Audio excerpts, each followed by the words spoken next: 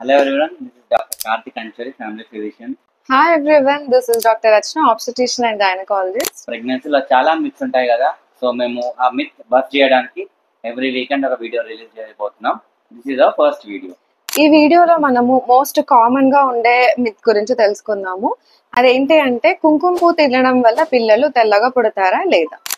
Okay, so కుంకుమ పువ్వు తినడం వల్ల పిల్లలు అనేది తెల్లగా పుట్టరు. It depends upon the genetics. అంటే ఫ్యామిలీలో మనకు వైట్ కలర్ లేకపోతే ఫేర్ కలర్ ఉంటే అది మనకు పిల్లలకు పాస్ అవుతుంది. అదే కొంచెం డార్క్ సైడ్ ఉంటే అదే కలర్ అనేది పాస్ అవుతుంది, అంతేగాని తెల్లగా మాత్రం పుట్టరు. బట్ మనకి కుంకుమ పువ్వు వల్ల కొన్ని బెనిఫిట్స్ అయితే ఉండొచ్చు ప్రెగ్నెన్సీలో, అది కూడా విత్ స్మాల్ అమౌంట్స్.